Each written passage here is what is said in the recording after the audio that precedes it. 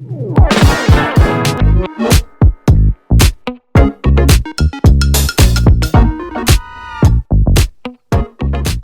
à toutes et à tous et bienvenue pour ce 11e épisode du Petit Club.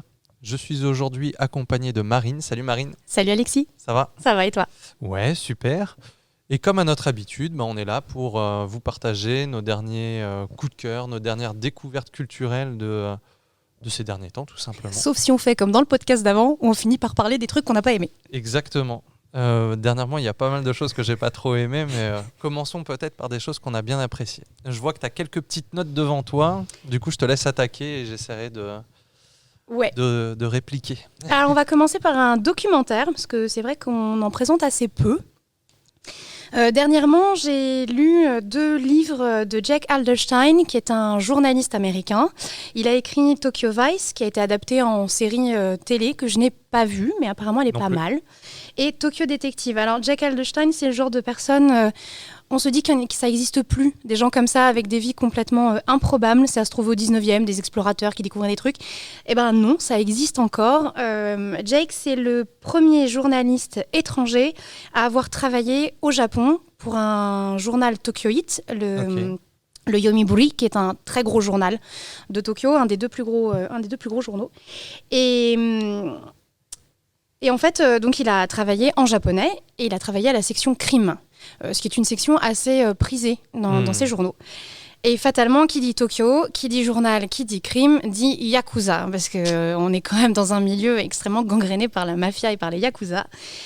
Et donc, tout simplement, à force de naviguer dans ces milieux très interlopes japonais, il est tombé sur un petit scoop contre un boss Yakuza et il a été menacé, etc. Donc ça a fait une grosse histoire. Et donc il raconte dans Tokyo Vice, il raconte sa carrière, comment il est arrivé au Yomiuri, comment il a fait sa carrière, les Yakuza qu'il a rencontrés. Alors c'est vraiment hyper intéressant parce qu'il y a des profils, mais tellement différents, il y a des gros clichés et puis il y a des personnages un peu hors normes. Il parle de ses relations avec les policiers aussi, beaucoup, puisque journaliste dit information, dit indique, dit tout ça. Et effectivement, il parle de ce boss qui l'a menacé, etc. Et donc, il a sorti son scoop. Pour info, on le retrouve aussi dans un documentaire qui est sur une plateforme. Je ne sais pas si je peux dire le nom de la plateforme. Ouais, vas-y, sur Netflix. Il y a un documentaire sur Netflix. Il y a une jeune Anglaise qui avait disparu au début des années 2000 à Tokyo. Et en fait, lui étant américain, il a fait le lien avec la famille britannique parce qu'il parlait et japonais et anglais, ce que les parents de la jeune fille ne parlaient pas. Et donc, on le retrouve dedans. Donc, c'est assez rigolo parce que là, il est dans son rôle de journaliste. Et puis, après ça...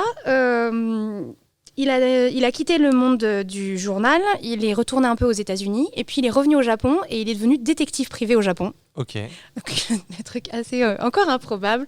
En fait, il travaillait pour des entreprises pour vérifier un peu la solvabilité d'autres entreprises, pour des banques. Est-ce qu'on peut faire affaire avec ? Est-ce qu'il n'y a pas de coup fourré ? Donc, étant donné qu'il connaissait très très bien les milieux des Yakuza, il connaît très bien la loi japonaise à ce niveau-là. Et puis son passé de journaliste lui donnait... quand même beaucoup d'informations. Il est devenu détective et il a sorti un livre, donc Tokyo Detective. Donc on a les deux à la bibliothèque. Et alors là, en fait, il parle de la corruption au Japon. Parce que le Japon est le pays démocratique le plus corrompu du monde. C'est impressionnant. Ils ont un système... Le Japon est assez fou de manière générale. C'est fascinant comme pays. C'est hyper intéressant. Et en gros, il dit que la catastrophe de Fukushima est liée à ces problèmes de corruption, en fait. Des choses qui sont... Donc, il nous fait naviguer là-dedans. Et maintenant, le monsieur est moine bouddhiste. Allez chercher la cohérence. Voilà, donc premier journaliste étranger à travailler au Japon, dans un pays qui était encore, parce qu'on est dans les années 90, un pays qui est extrêmement fermé et ça se sent vraiment que les Japonais n'aimaient pas du tout les étrangers à cette époque, ça se sent très très fort. Et puis ce glissement vers le détective privé, le moine bouddhiste, il vit encore au Japon. Enfin, c'est un personnage assez hors norme. Et c'est un livre plutôt récent ? Tokyo Vice, il est sorti en France en 2015 ou 2016 et Tokyo Detective vient de sortir là. C'est une nouveauté de cette année. Alors, il y a un petit décalage avec les traductions, enfin, lié à la traduction, mais c'est récent. Et il était invité fin 2022, il était invité sur des plateaux de télé, il a fait une interview pour Arte. Enfin, on le trouve assez facilement. Et la série Tokyo Vice est sortie... Là, en 2022, Oui, sur une plateforme, j'en ai entendu mais, parler il y a pas si longtemps que ça. mais je donc, sais plus sur quelle plateforme elle était disponible. Et je sais pas si elle est je sortie peux en vérifier. DVD. Mais Après, si tu l'as pas vu, je la mettrai pas dans les recommandations, mais sinon non, à chaque je ne fois. l'ai pas vu, mais ça donne très envie. Il y a une saison 2 qui arrive, donc Ouais. voilà. Tokyo Vice, j'ai l'impression que c'est disponible sur Canal chez nous. Ok, voilà.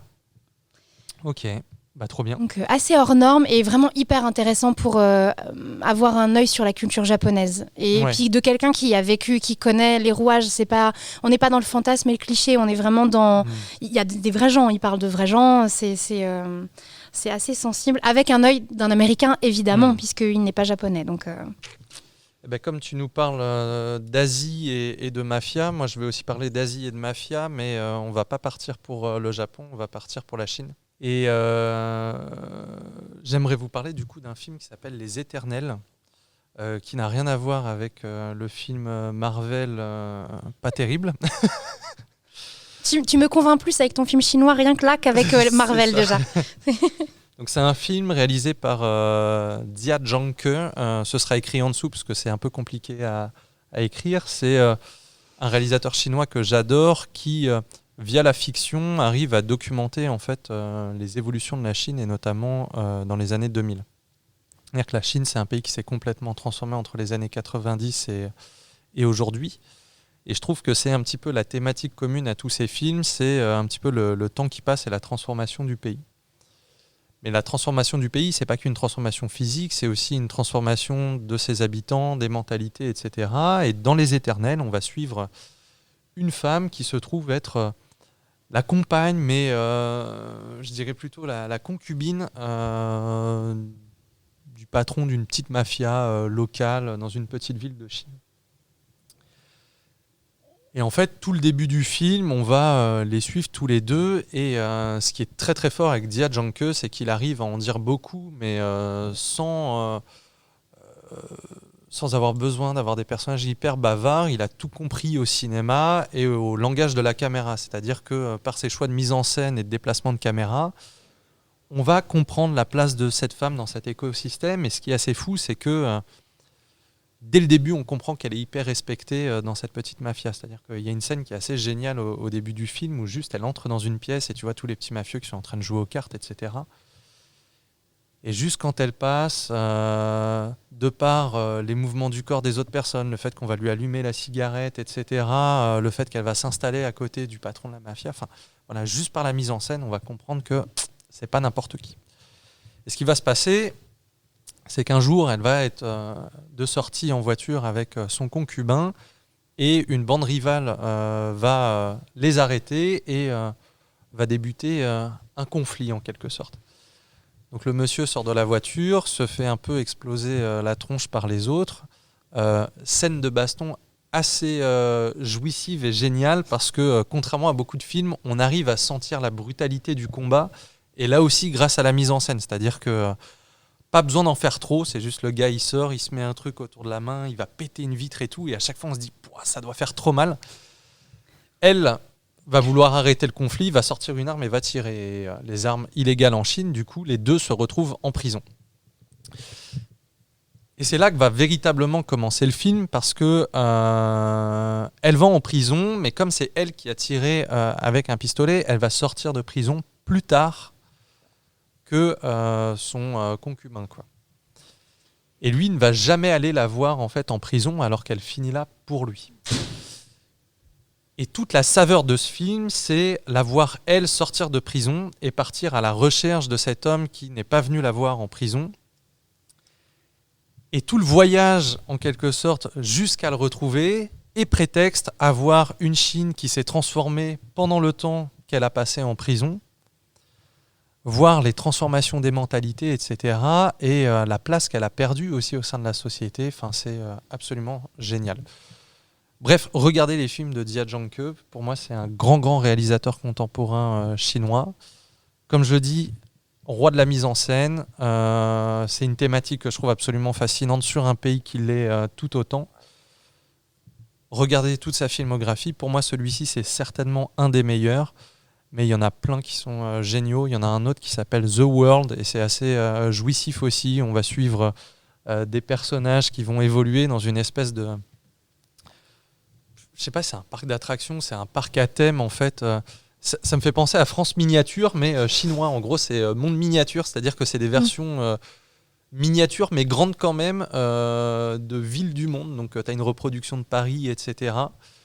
Et voilà, on va voir des personnages évoluer là-dedans. Et là aussi, en fait, le vrai thème du film, pour moi, c'est la transformation de la Chine. Enfin, c'est un réalisateur qui est très, très fort. Donc, à découvrir. C'est noté. C'est tout noté. Ça me fait penser, alors j'ai pas le titre là, parce que c'est vraiment en t'entendant parler que ça me vient, mais j'avais vu un documentaire sur Arte sur la fin de la politique de l'enfant unique en Chine, Ouais. et surtout sur tous ces enfants qui étaient nés, qui sont des deuxièmes, et qui sont nés pendant la politique de l'enfant unique, et qui du coup n'ont pas d'identité officielle, et qui n'ont pas pu faire d'études, qui ne sont pas reconnus.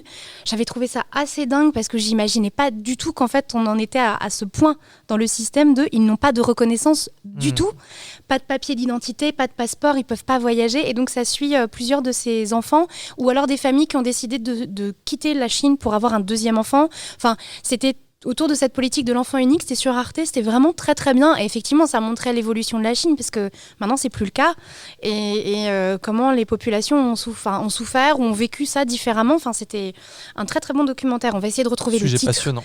Du documentaire pour le mettre dans la description, là je l'ai plus, mais c'était sur Arte, ça je m'en souviens bien, un documentaire qui était vraiment passionnant. Trop cool. En fait, il y a plein d'œuvres chinoises à découvrir, et c'est vrai que ce soit dans le cinéma ou la littérature, ils sont hyper prolifiques. Le peu qu'on connaît, généralement, ça va être des plus grosses productions, et notamment sur la période où Hong Kong appartenait encore à la Grande-Bretagne. Mais dans le cinéma contemporain, notamment, moi, c'est ce qui m'intéresse le plus. Il y a vraiment des productions qui sont assez dingues. Moi, j'avoue que j'aime bien le cinéma hongkongais. Ouais. Le grand cinéma hongkongais, il y a des réalisateurs après, que j'adore. Là, il y a pas très longtemps, j'ai regardé Les Trois Royaumes. Ah oui. C'est un classique de Tsui Hark, je crois. Ouais, Tsui Hark. Voilà, tu m'as vu, c'est bon. C'est exceptionnel en fait. Mais ce réalisateur est génial. Il faut regarder Tsui Hark. Ouais. Regardez Détective D, regardez Les Trois Royaumes, regardez. Ouais. En fait, c'est pareil, c'est la mise en scène. En fait, moi, ce que j'adore, alors. Tout n'est pas ultra quali dans le cinéma chinois, c'est-à-dire qu'eux aussi, ils ont l'équivalent de leur Marvel et compagnie. Bah évidemment, comme partout. Mais c'est surtout que, j'en ai peut-être déjà parlé dans un podcast, mais au pire, on fera redite, c'est pas grave. Je regardais il n'y a pas longtemps une interview de Jackie Chan qui expliquait pourquoi les films de baston, généralement, sont un peu plus chouettes en Chine qu'aux États-Unis. Et son point de vue est intéressant parce que lui a eu l'occasion de jouer à la fois dans des productions hongkongaises et chinoises et dans des productions américaines. Et moi, j'ai toujours trouvé que ce qui était chouette dans le cinéma chinois, c'est qu'il y a une espèce de plaisir jouissif à voir les acteurs jouer avec les décors. C'est-à-dire que le décor est prétexte à s'amuser, alors notamment dans les films de kung-fu, c'est-à-dire que s'il y a une échelle, on sait qu'ils vont finir dessus, s'il y a un saut, ils vont se le balancer dessus, etc. Et ça, c'est top. Une ouverture de guichet, tu vois Jackie Chan qui se faxe à l'intérieur. C'est exactement ça. Et Jackie Chan expliquait que, je crois que l'exemple, c'était lui qui devait balancer un truc depuis le haut d'un bâtiment et tomber, je sais pas si c'est dans un seau ou je sais pas quoi. Et il disait qu'aux États-Unis, s'il a besoin de balancer un truc du haut d'un bâtiment, on va le filmer en fait en haut du bâtiment en train de balancer le truc. Ensuite, on va avoir un plan sur l'objet qui est en train de passer dans les airs, et ensuite un plan sur, par exemple, le seau avec, je sais pas, la paire de chaussettes qui tombe dedans, quoi, ou la balle. Et en Chine, ils vont le filmer pendant 3 heures à tirer du haut du bâtiment jusqu'à avoir la prise. Où en plan séquence, sans coupure, on va voir la balle qui tombe dans le seau depuis le haut du bâtiment. Et forcément, nous, en tant que spectateurs, c'est comme quand tu regardes des vieux films en noir et blanc, tu vois, les Chaplin, etc. Mais j'ai plus le nom des deux gars qui faisaient souvent des espèces de pirouettes, tu vois, ils vont sauter depuis un train, etc. Et en fait, il y a le côté performance en fait, qui va jouer sur nous. Et forcément, le film est beaucoup plus crédible quand on voit qu'il n'y a pas de coupure, etc. Bref. Il y a une petite séquence qui tourne pas mal sur les réseaux sociaux. Alors moi, je l'ai vu sur Instagram, mais ça doit tourner ailleurs, de Jackie Chan avec sa fille, qui regarde plein d'extraits de films qu'il a fait et toutes ces cascades. Et en fait, il expliquait qu'il s'est quand même brisé tous les os du corps, cet homme-là, plein de fois. Et c'est hyper émouvant parce que lui, il voit tout ce qu'il a fait et sa fille à côté, elle est... admirative des performances de son père, et en même temps on sent qu'elle souffre parce qu'elle sait qu'il s'est cassé tous les os du corps. Donc c'est une très très jolie séquence parce qu'ils ne parlent pas tous les deux, ils finissent en pleurs dans les bras l'un de l'autre, mais c'est très joli à voir. Je crois que j'ai vu des extraits sur TikTok. Et je crois que ça fait partie d'un documentaire sur Jackie Chan, parce que lui aussi c'est un acteur qui est quand même assez impressionnant, souvent pris pour un guignol qui fait des cabrioles, mais en fait faut arriver à faire ce qu'il fait quand même. Il y a une profondeur, il aime son cinéma, c'est assez chouette. Oui, et l'autre truc c'est que de lui, ce qu'on a le plus vu, c'est forcément sa période américaine. Rush Hour, tout ça. Exactement, mais sur sa période chinoise, il y a vraiment des grands films avec Jackie Chan. Et tu parlais de Trois Royaumes, donc de Tseuyak. Nous, on va recevoir à la bibliothèque. Là, il est commandé, on l'attend. Un livre justement qui s'appelle Les Trois Royaumes, et c'est sur cette même période des trois royaumes chinois et de la guerre à ce niveau-là. Donc on a reçu un... Juste une correction, j'ai dit une bêtise, c'est pas Tseuyak, c'est... On t'en veut pas. C'est John Woo, voilà.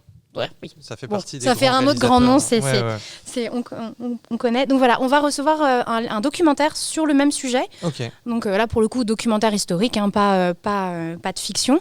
Mais si vous voulez vous faire une séquence histoire chinoise, Trois Royaumes, il y a un film et il y aura le documentaire. Trop bien. Donc, documentaire en livre, je précise, en papier. Allez, je clôt la partie chinoise avec un dernier film que j'aimerais vous recommander, et ensuite je suppose qu'on va parler d'un petit peu d'autre chose que de cinéma chinois. J'ai du cinéma coréen en stock. Après, on peut faire une foule asiatique, moi ça me va. Je ne pense pas non plus en avoir parlé dans des podcasts, et dans le pire des cas, c'est l'occasion d'en reparler. Et là, j'aimerais parler de l'intégralité de sa filmographie, qui est pas très longue, je crois que c'est 3 films uniquement. Réalisateur contemporain qui s'appelle Bi Gan, donc B-I plus loin G-A-N, dont mon film préféré, alors un titre, c'est Le Grand Voyage vers la nuit, qui est certainement un des plus beaux films que j'ai pu voir, avec des séquences qui sont hyper marquantes. Résumer ce film, c'est un petit peu compliqué parce que j'ai l'impression que le cinéma de Bi Gan est un petit peu à mi-chemin entre le réel et le rêve, c'est-à-dire qu'on ne sait jamais si on est dans un monde qui est fantasmé ou dans la réalité. Bi Gan, c'est... on parlait tout à l'heure de plan séquence, pour moi c'est un petit peu le roi du plan séquence, mais c'est pas du plan séquence factice à la... c'est pas un film qui me déplaît, mais... à la La La Land ou autre, où juste on veut montrer qu'on est capable et on veut impressionner les gens. Dans le cinéma de Bi Gan, je trouve que le plan séquence a du sens et en fait veut nous porter et nous faire rêver en quelque sorte. Le Grand Voyage vers la nuit, ça va être une espèce d'enquête en quelque sorte, où on va revenir dans le passé d'un personnage. Si je me souviens bien, c'est dans une ville de l'ouest de la Chine. Là aussi, ce qui est chouette, c'est qu'on n'est pas à Shanghai ou à Pékin comme très souvent. Et en fait, j'ai pas beaucoup plus de souvenirs que ça sur le scénario du film, mais c'est pas très important. C'est-à-dire que ce film, pour moi, c'est des images qui m'ont marqué, auxquelles je repense très très souvent. J'ai notamment souvenir d'un plan où tu as un jeune homme qui est juste en train de pleurer, en train de manger une pomme. Et c'est une image à laquelle je repense, je pense, toutes les semaines et qui ne me sort pas de la tête. Et là, pour moi, l'intérêt du cinéma de Bi Gan, c'est aussi découvrir une Chine, mais une Chine rurale, qu'on voit beaucoup moins dans les grosses productions chinoises. Mais ce n'est pas la Chine rurale non plus des campagnes, c'est-à-dire qu'on n'est pas dans les rizières, etc. On est dans ces villes de taille moyenne de Chine, où on sent que ça se développe, mais il y a encore quelque chose qui reste un peu bloqué dans un temps passé.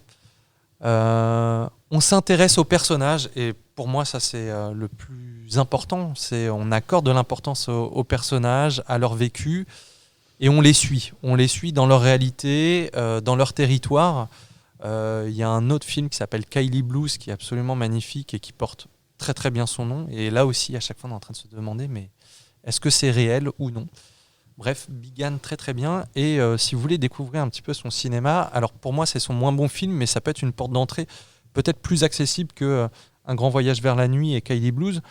C'est un court-métrage qui s'appelle A Short Story, Et ça revisite, je crois, un conte chinois où on va découvrir un monde au travers des yeux d'un chat. Et là aussi, il y a un super plan séquence où la caméra se balade dans un champ. On a l'impression qu'on voit la scène au travers des yeux d'un chat et c'est assez chouette.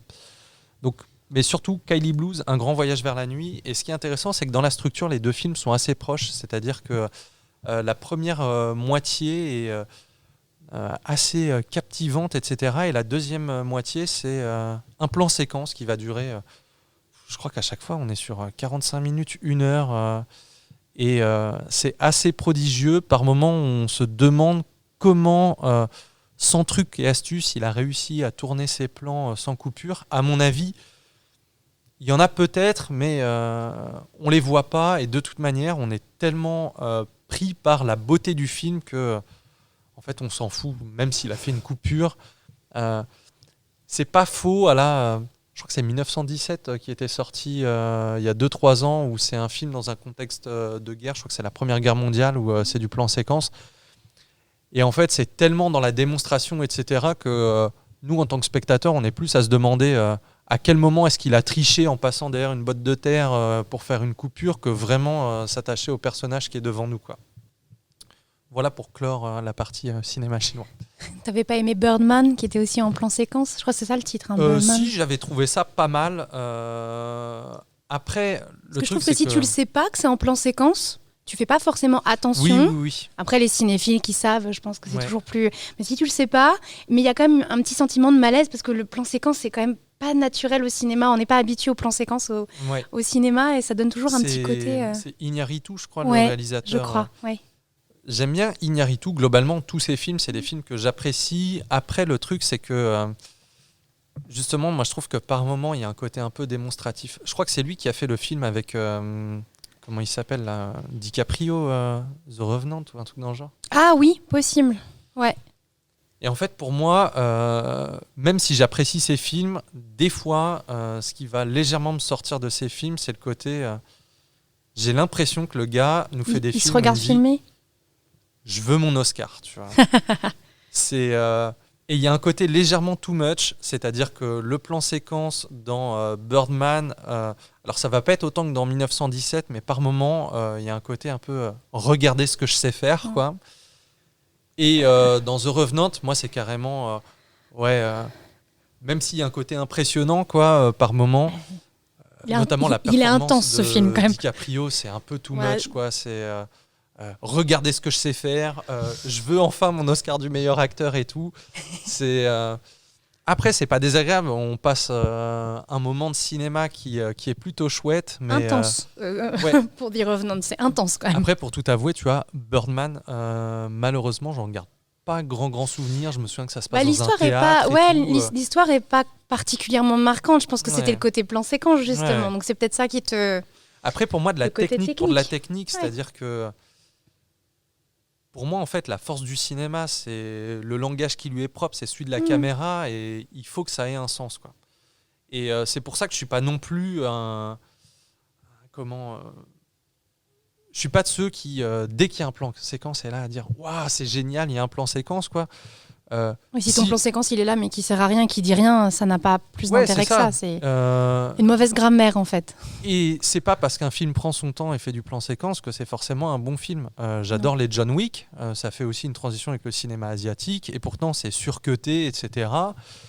Mais c'est jouissif, comme les Missions Impossibles, quoi. Moi je prends mon pied devant les Missions Impossibles et pourtant ça coupe dans tous les sens, mais voilà, ça retranscrit une intensité, quoi. Mission Impossible et John Wick, oui. Bah oui, oui. Moi, j'adore aussi. Je me suis beaucoup amusée devant John Wick, beaucoup. Mais je suis une fan inconditionnelle de Keanu Reeves, donc j'adore le voir jouer. Et puis, en plus, il joue dans mon jeu vidéo préféré et il est excellent. Et puis, Matrix, et puis tout. Et puis, en plus d'être un être humain formidable. Donc, moi, je suis partagé parce que d'un côté, je trouve qu'il joue dans pas mal de bons trucs. Mais est-ce que c'est un si bon acteur que ça ? Je ne sais pas. Écoute, je sais, il y avait une grosse controverse quand il y avait Dracula qui était sorti parce que je l'ai pas vu. Dracula de Coppola, donc ça remonte, et qu'il jouait, il avait un peu une monoface, tu vois, juste. Mais sauf qu'il joue Jonathan Harker, c'est-à-dire qu'il joue le personnage le moins charismatique et en 2 dimensions du livre. Donc à un moment donné, on peut pas lui donner du volume si le personnage de base n'en a pas. Et il joue à côté d'un Van Helsing qui est complètement... Puis en plus, qui est joué par Anthony Hopkins, qui est complètement là, azimuté dans ce film-là, parce qu'il en fait des kilotonnes. Et puis t'as Winona Ryder à côté qui est juste... magistral d'excellence et comment il s'appelle, Gary Oldman en Dracula. Enfin, bon, il est avec 3 personnages qui ont du charisme et qui ont des écritures de personnages hyper fortes. Et à côté, tu as Jonathan Harker qui est un peu une tranche de cheddar. Tu peux pas faire grand-chose d'une tranche de cheddar à un moment donné. Mais après, il a une filmographie qui est quand même très vaste. Et je pense qu'on retient certains films...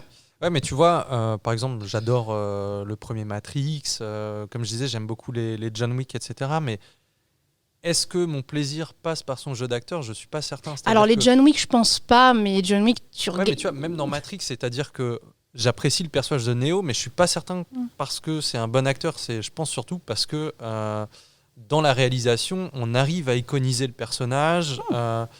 Les Wachowski sont très fortes pour ça. Ouais, là-dessus, il y a un vrai truc.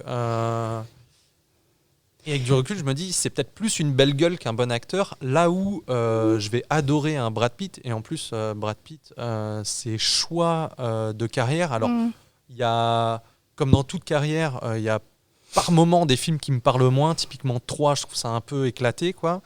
Mais par contre, globalement, il a une filmographie qui tient plus que la route. Un peu comme un Tom Cruise, tu vois. Tom Cruise, il fait des choix de carrière que je trouve quand même pas inintéressants, quoi. Passer de Eyes Wide Shut à La Guerre des Mondes, quoi. Oui, c'est clair. Après, c'est du coup, ça m'oblige à te dire, joue à Cyberpunk. Bon sang, de bonsoir. Oui. Il est vraiment excellent parce qu'en plus, il est dans un rôle complètement à contre-emploi de ce qu'on le voit d'habitude. Okay. C'est un personnage assez désagréable, hyper cynique et c'est pas du tout le genre de jeu auquel on est habitué. Et c'est là où je me dis que moi, c'est pas tant que c'est... Je comprends, après, on a des sensibilités. Moi, il y a des acteurs qu'on dit excellents et que je déteste. Mais je les vois à l'écran et je me sens mal. Jack Nicholson. Je suis désolée, voilà, les gens vont me détester, mais Vol au-dessus d'un nid de coucou, je ne peux pas, je m'ennuie, je n'aime pas Jack Nicholson, j'aime pas son jeu, je supporte pas. Mais c'est personnel. Et après, on me dit, moi j'adore, c'est un excellent acteur, sans doute.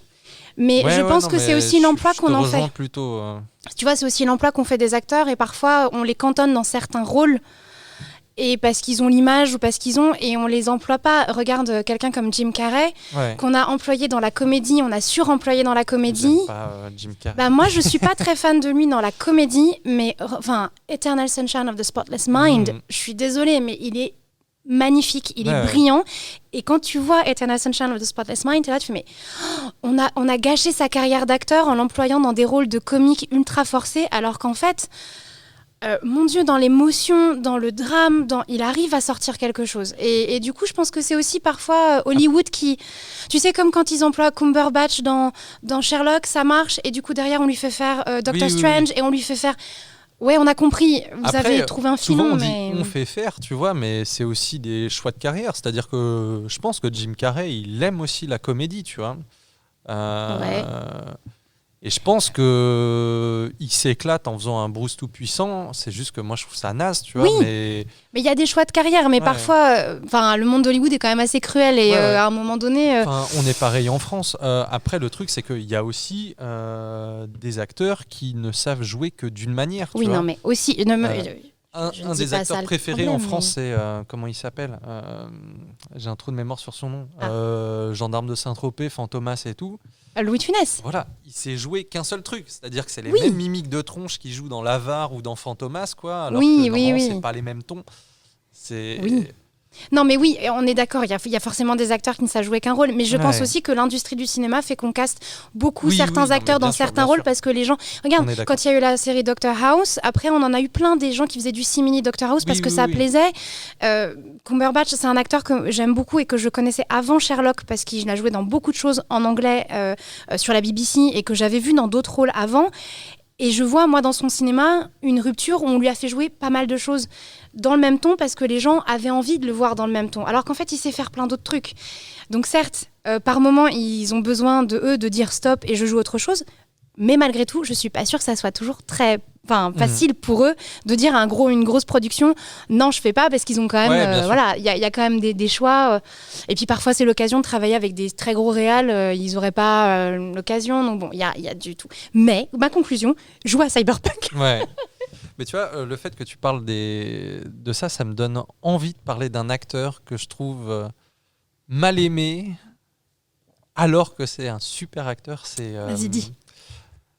Robert Pattinson. Tu vois.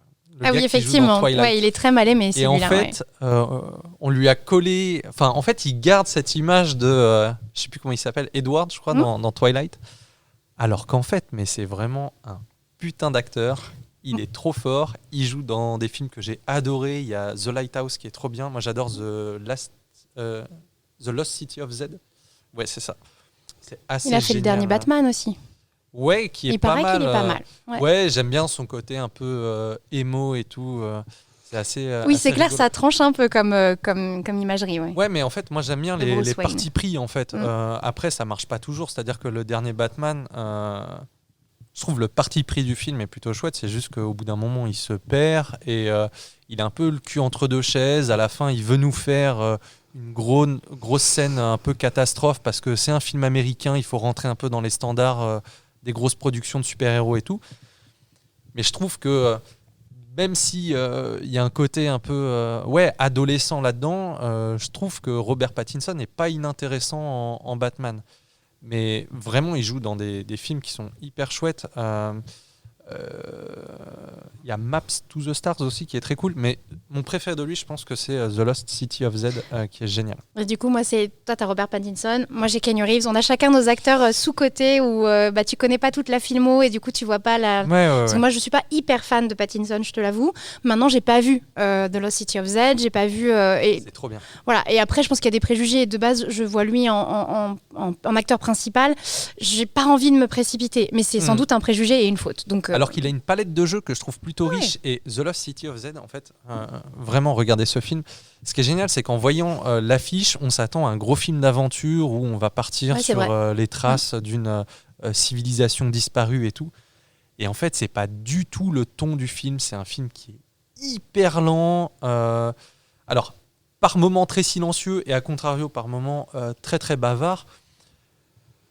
Mais c'est une espèce d'épopée psychologique que j'adore. C'est-à-dire que en fait, le gars, il va partir sur les traces d'une civilisation, il va y retourner alors que les conditions sont horribles. Et en fait, c'est tout un truc sur tu vois, ces découvertes qui coûtent quasi la vie d'un homme. C'est-à-dire que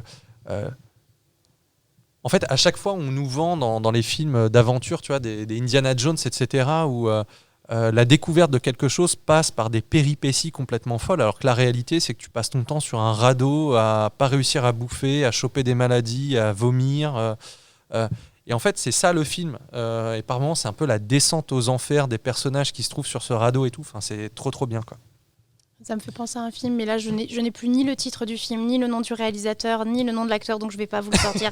Ça, c'est vraiment trop compliqué, mais je vois dans ma tête un réalisateur allemand qui a fait un film comme ça sur une épopée, un type qui veut faire remonter un énorme bateau en Amazonie.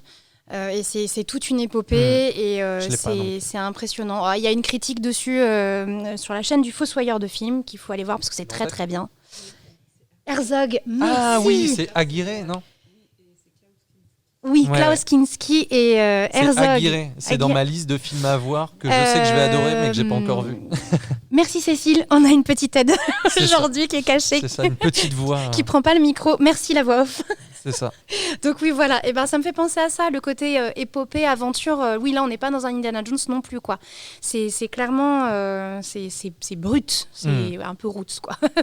Alors, il a sorti un docu, je crois que c'est l'année dernière, qui est absolument génial sur des personnes qui vont, je sais pas comment on dirait, qui vont à la conquête des volcans, quoi.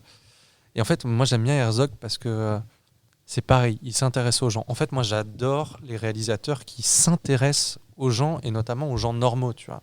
C'est comme dans le cinéma français, j'adore Agnès Varda, tu vois. Ah bah oui. Là, il n'y a pas si longtemps, j'ai regardé, je ne l'avais pas encore vu, Visage Village, je crois, où elle va de village en village avec un street artiste quoi, qui fait du collage, je ne sais plus comment il s'appelle. Bref, c'est pas très important. Alors, moi, j'accroche pas trop à son duo, là, mais elle, tu sens qu'elle s'intéresse aux gens, donc ceux qui vont bosser dans les usines, les agriculteurs, etc. Peu importe la classe sociale, c'est-à-dire que même les gens de sa classe plutôt bourgeoise, etc., vont l'intéresser. Et elle a un regard assez poétique sur le monde qui l'entoure. Et c'est ça qui est assez fou, c'est que elle arrive à faire se côtoyer le réel et cette poésie qui lui est propre. Ah ouais, c'est très très poétique, Varda. Et en plus de ça, alors moi il y a une scène que j'adore, qui tourne souvent sur les réseaux sociaux. Je sais pas si je t'ai déjà dit, j'adore Godard, quoi. Et il y a une scène sur la fin du film où elle veut aller présenter JR, il s'appelle, le street artiste, et elle veut le présenter à Godard. Et donc, elle débarque devant chez lui et en fait, Godard a laissé un mot écrit au feutre, je crois, sur la vitre. Et c'est un truc horrible, ça fait référence à l'ex-compagnon de Varda, j'ai un trou de mémoire, Jacques Demy.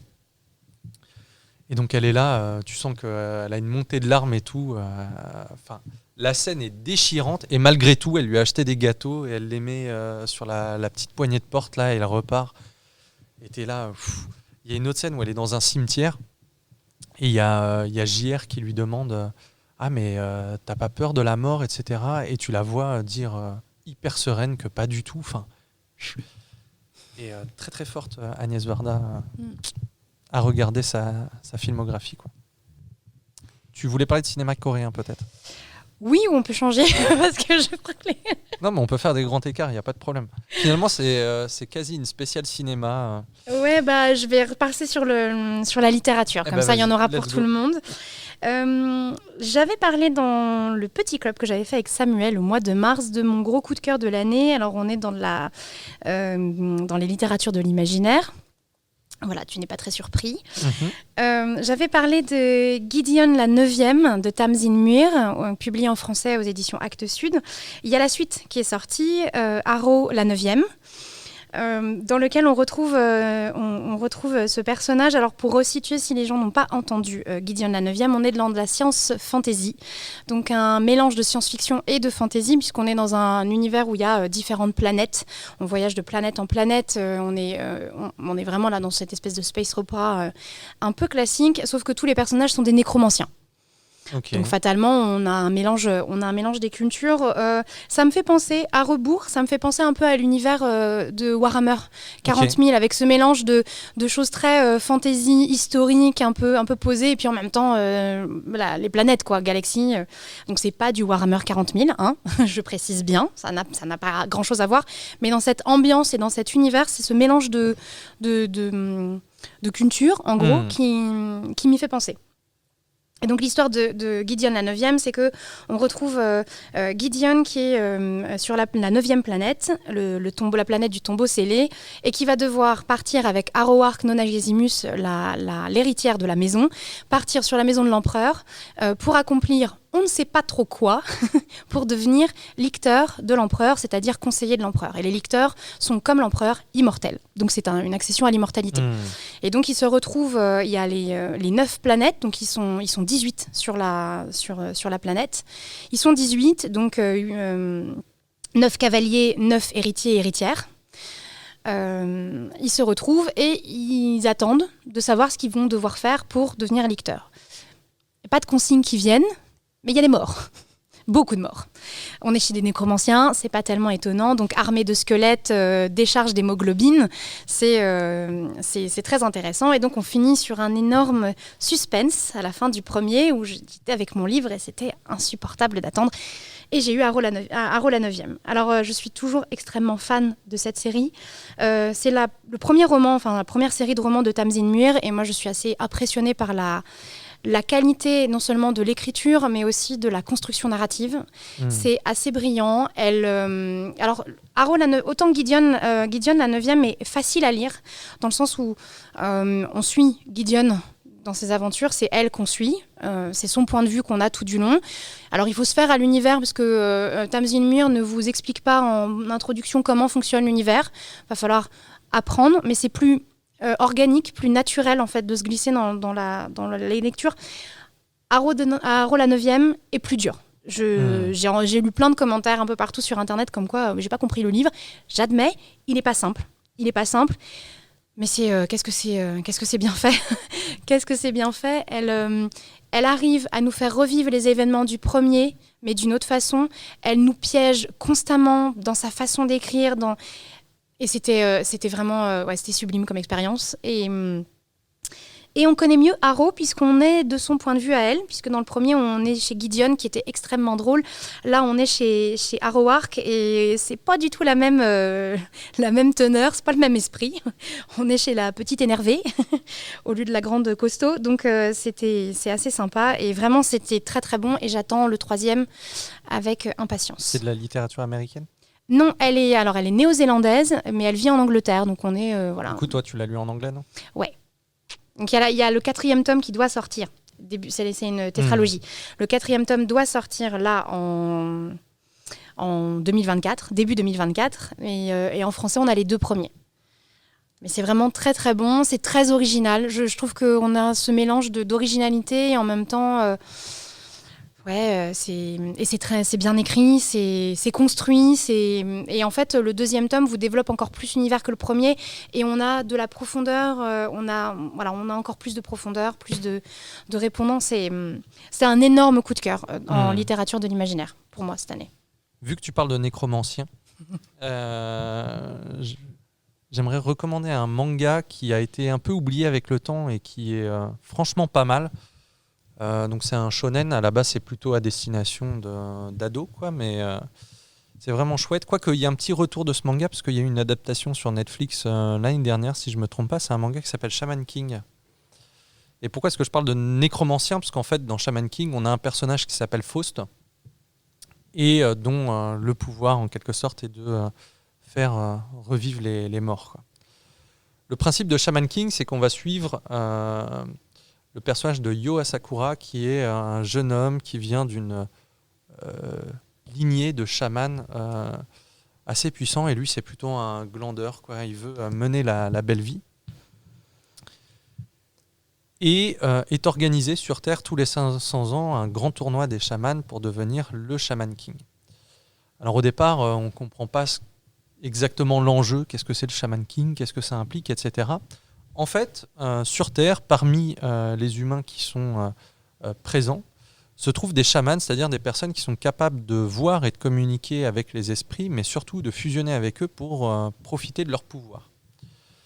Et donc Yo Asakura, par exemple, va se lier d'amitié avec le fantôme d'un samouraï et donc va pouvoir fusionner avec lui pour pouvoir se battre comme un samouraï, alors que lui n'est qu'un simple étudiant. Toute l'histoire, ça va être un neketsu, c'est-à-dire ces mangas, on va très souvent suivre un jeune personnage qui va évoluer, se lier d'amitié avec des personnages, affronter des rivaux, etc. Mais ce qui est chouette déjà, c'est que moi j'aime bien tout ce côté folklore, fantomatique, etc. C'est-à-dire que parmi les fantômes, il va y avoir pas mal de choses liées aux cultures traditionnelles japonaises, etc. Donc c'est plutôt sympa. Et cette espèce de destin familial qui n'est pas inintéressant, dans le sens où le grand méchant de l'histoire, en fait, c'est incarné à la naissance dans le jumeau de Yo Asakura. C'est-à-dire qu'en fait, il va affronter son jumeau. Et c'est plutôt bien foutu. C'est un manga de mémoire en 32 tomes qui est sorti à peu près à la même époque que les débuts de Naruto, etc. Donc c'est un manga de la fin des années 90, début 2000, qui sur la fin était un peu moins populaire, dont la fin a donc été un peu bâclée. Mais l'auteur a pu ressortir une réédition avec la vraie fin qu'il avait prévue. Donc en fait, si vous lisez la réédition de Shaman King, qui est celle qu'on trouve... alors je ne sais pas si à la médiathèque, ce qu'on a, c'est la réédition. Donc au pire, vous lisez les 31 premiers tomes, et pour les derniers, vous allez en librairie. C'est vraiment plutôt chouette. C'est pas un manga exceptionnel, mais franchement, c'est plutôt sympa. Les personnages sont très attachants. Il y a un truc dans le dessin, moi, qui me parle pas mal. Et notamment, le parti pris narratif est assez chouette, c'est-à-dire que c'est pas le héros principal qui raconte l'histoire, c'est son meilleur ami qui lui est un simple humain qui est incapable, qui est un humain qui n'est pas un chaman mais qui est capable de voir les fantômes et donc qui est un peu pris par un fou par les gens qui sont autour de lui et donc il va forcément se lier d'amitié avec Yo Asakura et lui c'est l'exact opposé de Yo Asakura, c'est-à-dire que Yo il est hyper nonchalant, il est toujours en retard, il accorde d'importance à rien du tout. Son rêve dans la vie, c'est avoir une vie tranquille. Et donc, s'il veut devenir Shaman King, en fait, quand on devient Shaman King, on peut exaucer son vœu, et lui, c'est juste pour qu'on lui foute la paix, quoi. A contrario, son meilleur ami, Manta, qui est donc le narrateur de l'histoire, c'est le fils d'une famille de businessmen, etc. Et donc, lui, voilà, il a une pression familiale, etc. Et ce qui va lui plaire chez Yo, c'est ce côté... n'accorder d'importance à rien, là où lui doit rapporter les meilleures notes à l'école, etc. Et tout Shaman King, en fait, ça va être une espèce de grand voyage, parce que ces collégiens ou lycéens, je ne sais plus, hein, c'est des jeunes étudiants, vont s'arrêter le temps... je crois que toute l'histoire se passe sur le temps d'un été, mais ils vont vivre vraiment beaucoup de choses le temps d'un été. Ils vont aller jusqu'à traverser le Japon, aller en Chine... sur les traces d'un autre personnage, aux États-Unis pour le Shaman Fight, donc qui est l'affrontement entre les chamans. Et voilà, il y a toute une mythologie qui se crée. C'est assez rigolo et c'est le fait de réussir à mélanger du folklore traditionnel avec des trucs hyper récents, c'est-à-dire que il y a par exemple une espèce de groupe de chamans qui s'appelle les X-Laws et donc tu as l'impression que c'est une espèce de religion. Leur chef, elle s'appelle Jeanne, la Vierge de Fer. En fait, elle vit dans une espèce d'appareil de torture, tu vois, les trucs avec des pics et tout. Et donc, tous leurs fantômes, c'est des archanges. Donc, il y a Raphaël, Gabriel, etc. Mais par contre, l'auteur, il a mélangé ça avec des trucs contemporains. Donc, en fait, quand ils font évoluer leurs fantômes, les trucs se transforment en bagnoles de luxe, donc genre en Ferrari et tout. Enfin, c'est complètement fou, mais c'est... On pourrait se dire que c'est complètement naze, tu vois, ça fait penser un peu à Transformers, mais c'est vraiment beaucoup mieux, quoi. C'est vraiment pas mal. Bref, si vous cherchez un manga pour changer un petit peu des Naruto, One Piece et tout, qui sont très très bien, hein, Shaman King, c'est peut-être un petit peu moins connu. À une époque, ça a vraiment été un manga de référence, mais qui est plus trop cité aujourd'hui, qui va piocher des influences aussi un peu partout. C'est-à-dire que clairement, l'histoire des fantômes, ça fait beaucoup penser à Jojo Bizarre Adventure, tu vois, le fait de profiter des pouvoirs d'un fantôme et tout. Voilà, c'est hyper chouette. Et l'auteur continue à faire des mangas. Il a coécrit un manga avec Stan Lee, qui s'appelle Ultimo, je crois. Là, dernièrement, il a fait un truc sur un chat samouraï, je crois, ça s'appelle Nekogahara ou quelque chose comme ça. Bref, c'est un auteur pas inintéressant. C'est parfois un peu inégal, mais ça vaut le détour. Est-ce que tu as une dernière chose à nous présenter? Parce que je crois qu'on a fait un petit peu plus qu'un petit club. Ce sera un gros petit club, quoi. Comme d'habitude.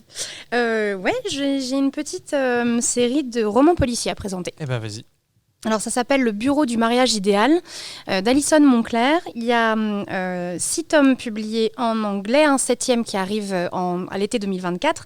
En français pour l'instant il n'y en a que 3 et nous les avons à la bibliothèque. Okay. Donc si vous voulez découvrir, c'est l'occasion. Le Bureau du mariage idéal, ça se passe à Londres en 1946. Donc on est vraiment juste après-guerre. Les 6 premiers tomes se passent sur l'espace d'une année. Donc on est vraiment dans le temps, c'est vraiment suivi. Je conseille de les lire dans l'ordre puisque chaque tome concerne un crime en particulier qui est résolu à la fin, mais vous avez l'histoire principale des personnages qui est suivie. Donc si vous ne voulez pas perdre un peu l'intérêt et l'évolution des personnages, privilégiez l'ordre. Donc le bureau du mariage idéal, on suit 2 femmes, Iris Sparks et Gwendolyn Bambridge. Alors 2 personnages très différents. Iris Sparks, elle a été à Cambridge, donc elle est cultivée. Elle vient d'une famille pseudo-bourgeoise, un peu bohème. Et surtout, Iris, c'est un personnage qui est hyper pétulant, c'est une petite brunette, très jolie, très vive, très intelligente, et qui va se retrouver pendant la guerre dans les services secrets. Donc elle aura fait, pendant la guerre, pendant ces années de guerre, elle a vu pas mal de choses, elle a vécu pas mal de choses un peu dures, donc elle arrive en 1946 très pimpante de l'extérieur, mais un peu toute cassée à l'intérieur. Et Gwendolyn Bambridge, c'est une grande blonde, donc on a vraiment le côté un peu Laurel et Hardy entre les 2 personnages. C'est une grande blonde et c'est une aristocrate, elle fait partie de la famille de Lord Bambridge. Et Gwendolyn, elle, c'est une jeune veuve, elle a un petit garçon, et le truc pas drôle dans sa vie, c'est que quand son mari est mort à la guerre, disons qu'elle s'est un peu effondrée et on l'a mise au sanatorium, mais ce qui fait que maintenant, elle est déclarée comme folle et incapable, et donc elle n'a pas vraiment de prise sur sa vie. Ça, c'est un thème qui va revenir tout le long des romans, parce que ça va être très important pour Gwendoline de retrouver son statut, donc sans cette tutelle de folie. Et les deux vont se retrouver par hasard à un mariage et vont décider de, pourquoi pas, monter une agence matrimoniale. Donc elle monte l'agence du bureau du mariage idéal. Évidemment, il va leur arriver des tuiles très rapidement, puisque dans le premier tome, une de leurs clientes se fait assassiner, et c'est un de leurs clients qui est, je crois, soupçonné, si ma mémoire est bonne. Et donc du coup, pour sauver leur entreprise, elles vont enquêter pour découvrir qui a tué. Et Iris, ayant quand même un passif dans les bureaux des renseignements et dans la police, connaît quelques ficelles à utiliser. Et voilà. Et donc, ces deux femmes qui sont très différentes, ça matche très bien entre elles, en fait. C'est extrêmement drôle. Elles ont les dialogues sont très vifs. C'est vraiment très plaisant. Leurs interactions sont très plaisantes entre elles. Elles ont un naturel. Ça rebondit tout le temps. Les enquêtes sont très chouettes. Et ce que j'ai beaucoup aimé dans le contexte, c'est qu'alors non seulement on a toute cette partie sur Gwendoline Bembridge avec le fait qu'elle était au sanatorium, et qu'en plus, une femme en 1946, voilà, on a encore ce diagnostic d'hystérie, alors qu'en fait, juste, elle est en dépression. Hein. Elle est veuve, elle a perdu son mari, elle venait de se marier. Donc il y a un côté très naturel, en fait, à son effondrement psychologique. Mais c'est labellisé comme une faiblesse féminine. Donc on a aussi tout ce parcours pour l'émancipation des femmes juste après-guerre. Et comme on est en 1946, l'Angleterre n'est pas du tout reconstruite. On a encore des gens qui sont mobilisés. Tout le monde n'est pas démobilisé. Il y a encore des coupons. Elles ne peuvent pas s'acheter ce qu'elles veulent. Même Gwendoline, qui vient d'une famille aristocratique, ne peut pas s'acheter ce qu'elle veut en termes d'habillement, de nourriture. Donc on a tout ce côté d'après-guerre. Et au fur et à mesure de temps, on voit que l'Angleterre recommence à vivre. On a des choses qui rouvrent, on a ce contexte. Les enquêtes sont très chouettes, on ne devine pas tout de suite qui est le coupable, la coupable, comment. Leurs interactions sont passionnantes, elles sont très... on est bien avec Iris et Gwendoline, et il y a une vraie continuité dans la série. C'est un vrai plaisir d'avancer dans les tomes. Il y a une vraie démarche. Je pense que l'autrice sait déjà où elle veut aller et qu'elle les amène tout doucement là-dedans. Donc voilà, le bureau du mariage idéal, on a les 3 premiers tomes. Il y a encore une suite de prévus ? Le 7e tome en anglais sort en juillet 2024. Tu te lis un nombre de séries de bouquins assez colossal. Juste un dernier truc, parce que tu me parlais de femmes brisées intérieurement, de contexte de guerre, etc. J'ai regardé avant-hier, et comme ça, c'est peut-être la seule chose que j'ai vue récemment dont je vais parler sur ce podcast, parce que finalement, tout ce dont j'ai abordé, c'est des trucs que j'ai vus plus tôt. C'est un film d'horreur de Ti West qui s'appelle Pearl, P-E-A-R-L, qui est une espèce de préquel à un film qui était sorti, je crois, en début d'année ou l'année dernière, qui s'appelait juste X. Et on va suivre en fait le personnage d'une jeune fille qui vit encore chez ses parents. Son conjoint est parti à la guerre, donc ça se passe en 1918 aux États-Unis, si je ne me trompe pas.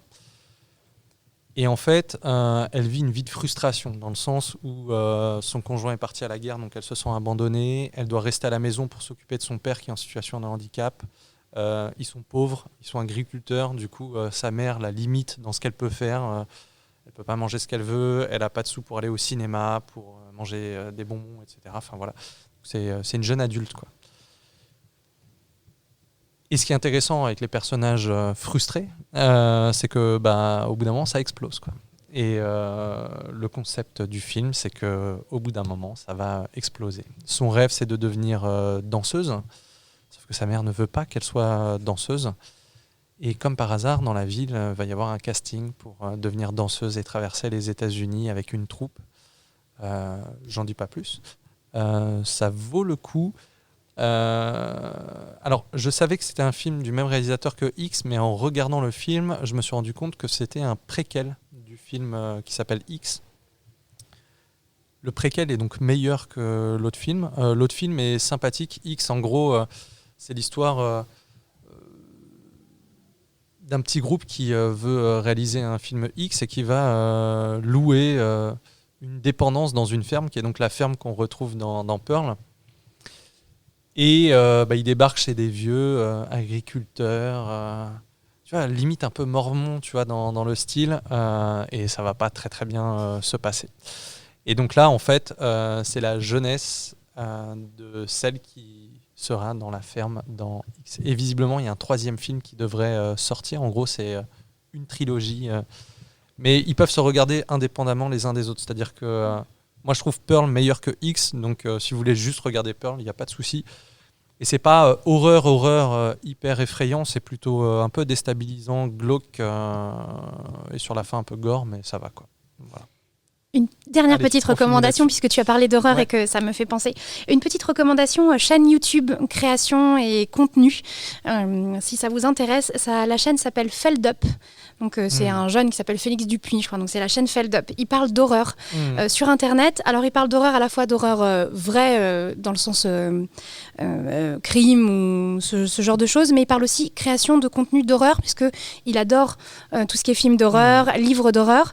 Et il a que 21 ans. Il est passionnant à écouter, il raconte les choses extrêmement bien. Il y a beaucoup de réflexions aussi derrière. Et moi qui ne suis pas du tout horreur à la base, j'ai découvert des communautés de création de contenu d'horreur. Alors, j'ai eu du mal à dormir, j'avoue, parce que c'est flippant, c'est le principe.